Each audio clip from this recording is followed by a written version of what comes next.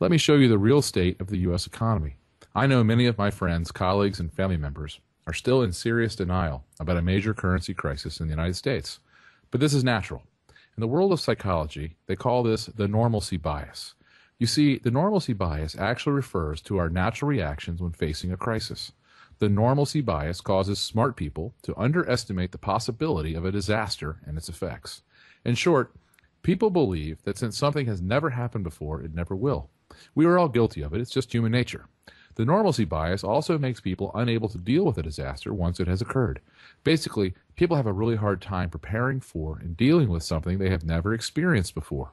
What's scary is the normalcy bias often results in unnecessary deaths in disaster situations. For example, think about the Jewish populations of World War II.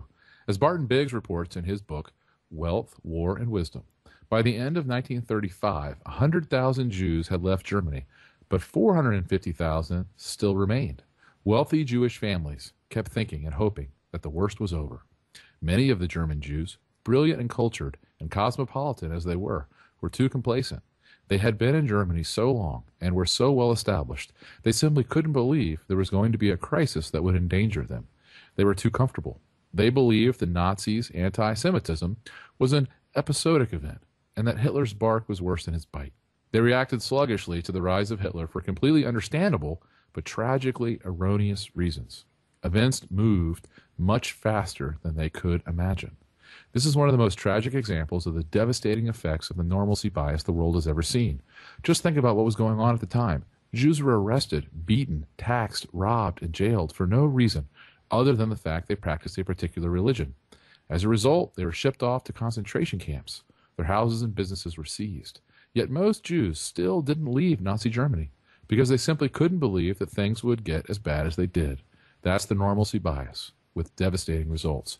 We saw the same thing happen during Hurricane Katrina. Even as it became clear that the Levy system was not going to work, tens of thousands of people stayed in their homes, directly in the line of the oncoming waves of water. People had never seen things get this bad before, so they simply didn't believe it could happen. As a result, nearly 2,000 residents died. Again, it's the normalcy bias. We simply refuse to see the evidence that's right in front of our face because it is unlike anything we have experienced before. The normalcy bias kicks in, and we continue to go about our lives as if nothing is unusual or out of the ordinary. Well, we're seeing the same thing happen in the United States right now during this currency crisis. We have been the world's most powerful country for nearly 100 years. The U.S. dollar has reigned supreme as the world's reserve currency for more than 50 years. Most of us in America simply cannot fathom these things changing. But I promise you, things are changing, and faster than most people realize. For a moment, just look at a tiny fraction of the evidence around us. 15% of population on food stamps.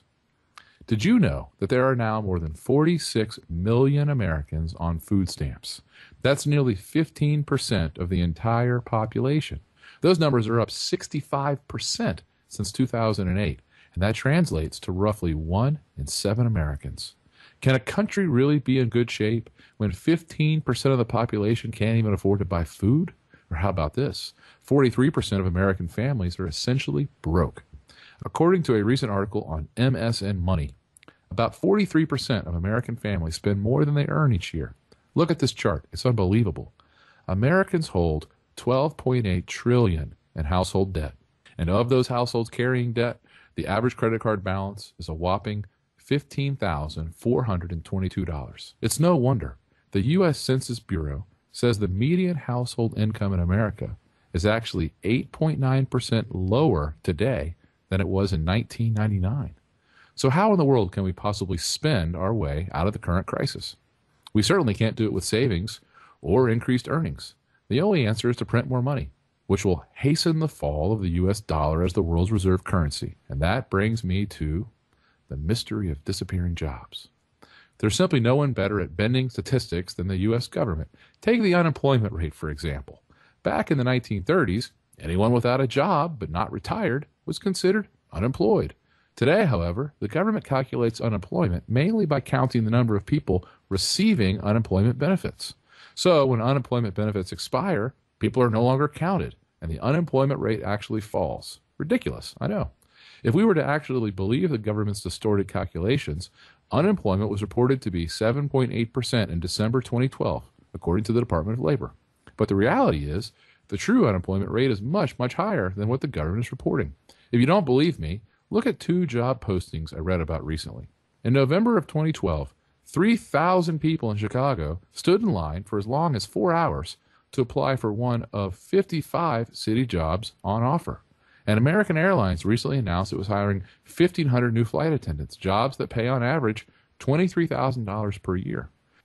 20,000 applicants responded, so many that American Airlines stopped taking resumes after 8 days. The point is, our country is not growing jobs because the government is making it harder and harder for businesses to thrive. And with current regulations in place, our country will never experience the type of growth necessary to dig our government out of the hole they've put themselves in. I'm sure you think I'm exaggerating, but just look at what the CEO of one of America's most important companies said recently.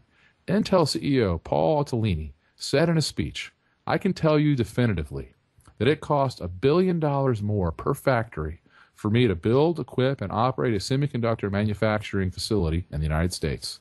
He said that 90% of the additional costs are not from higher labor rates, but from higher taxes and regulatory charges, which other nations simply don't impose. Cypress Semiconductor CEO T.J. Rogers agreed that the problem is not higher U.S. wages, but anti-business laws. He was quoted in an interview with CNET News saying, "The killer factor in California for a manufacturer to create, say, 1,000 blue-collar jobs is a hostile government that doesn't want you there and demonstrates it in thousands of ways." Few Americans today realize that the United States has overtaken Japan and now has the highest corporate tax rate in the developed world.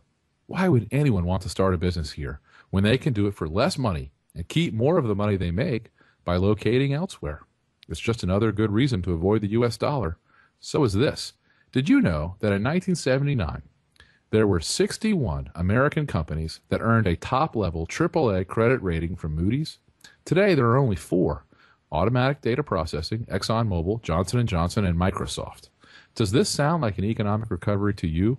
When only 4 companies in the entire country are stable enough to earn a AAA credit rating? Me neither. And think about this. Can you really have any AAA-rated companies in a country where the government is not AAA-rated? I don't have an answer for that, and so far, these companies have not been downgraded along with the U.S. government. But remember, most of their assets are in U.S. dollars, so it could soon mean big problems for these companies as well, even though they've been as conservative and responsible as possible with their finances. That's the thing you need to remember. It doesn't matter if you personally have a good credit rating or very little debt. When the U.S. dollar goes down as the world's reserve currency, it's going to have disastrous effects for every American and for nearly every asset in America. You simply must take some simple steps to protect yourself as much as possible. This currency crisis is going to get much, much worse. It's going to make the mortgage crisis of 2008 look like a walk in the park. Almost every state in the country is on the verge of bankruptcy. The federal government has borrowed an impossible amount of money, which we will never be able to pay back. Our economy is an absolute mess. Taxes are sky high already, and now that President Obama has won a second term, they will likely go much higher over the next few years. Plus, nearly all of the world's major financial players are preparing for an alternative to the U.S. dollar as the world's reserve currency. To me, it is so obvious that we are about to experience a serious currency crisis. I can't believe people can deny this reality with a straight face, and I think that's part of the problem. Today, it's not uncommon to find editorials in some of the most respected publications, like the New York Times and Forbes, stating that it's impossible for the U.S. to have a debt crisis. But I promise you, the people making such idiotic claims today are going to be humiliated when all of this unfolds. They'll be just like the guys pumping internet stocks in 1999, or the guys saying real estate could never go down in 2005. In hindsight, it will all appear to be so obvious. Yet today, for most people, the idea of the U.S. dollar collapsing is still an unfathomable event. And if you still have your own doubts that this could really occur, just take another look at the price of gold and silver compared to the U.S. dollar over the past decade. Think about this. The only reason people buy precious metals like gold and silver is because they realize there are major problems with saving money in ordinary currencies. And since 2000, gold is up more than 500%, while silver is up around 600%. I mean, how high do precious metals prices have to go before the average American realizes how serious this problem is? To me, it's clear that investors would rather hold gold and silver than U.S. dollars. Anyone with any sense or basic understanding of economics can tell the U.S. dollar is doomed, and as it continues to collapse, it's going to have major repercussions. Yet most Americans are completely clueless about what this all means. In fact, do this at the next party you attend. Ask a group of people their thoughts on the U.S. dollar losing its position as the world's reserve currency. I know for a fact people will look at you like you're speaking complete gibberish, but the dollar will lose its position as the world's reserve currency. I guarantee it. And like I said, it's all going to happen much sooner than most people think. In fact, it's already underway.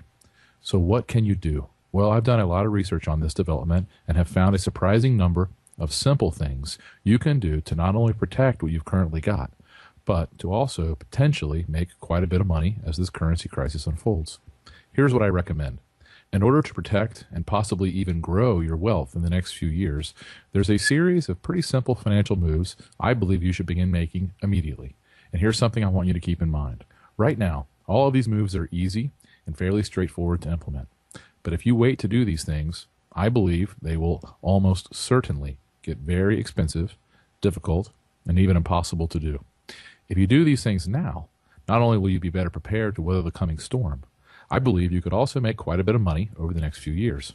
And if I'm wrong about this whole thing, if we don't have a currency crisis at all in the next few years, well, that's the best part. I think you'll still make very good gains. Even if all we get out of this crisis is mild inflation, you will still be set up to do very, very well. What I'm talking about here is buying as much gold and silver as you can reasonably afford. I know, gold has had a huge run, jumping nearly 400% in the past decade.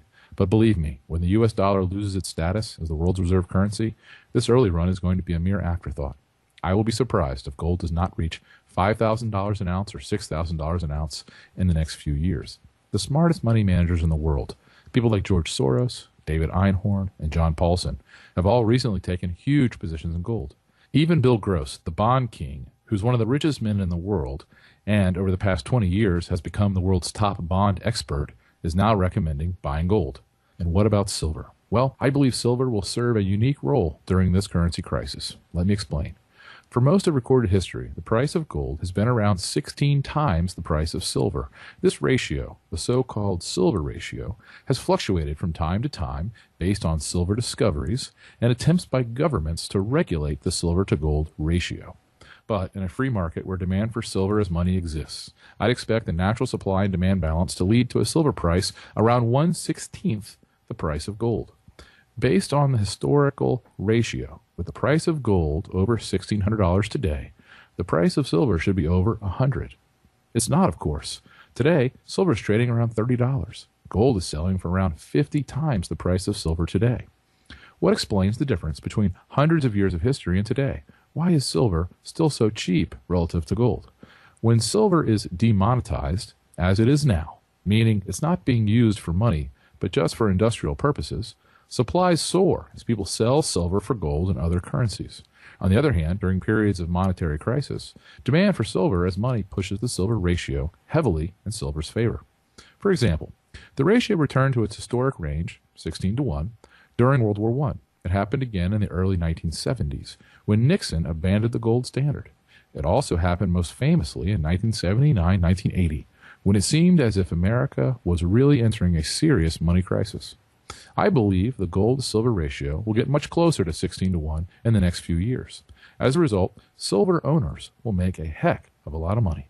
As the dollar fails, silver will once again be in demand as money. And as this demand materializes, the free market price of silver will likely return to around 1/16 the price of gold. When gold hits $2,000 an ounce, and assuming the price of gold is 16 times the price of silver, silver should be worth around $125. My multimillionaire friend and currency expert, Chris Wepper, believes silver will likely hit $187 an ounce. If that happens, you could make gains of around 500% if you invest at today's prices. Plus, most people don't know this, but silver has soared higher than gold since the end of the year 2000. While gold is up more than 500% during this time, silver is up nearly 600% during the same period. In short, silver is the best hedge against a money crisis, and you want to own as much as possible, as cheaply as possible.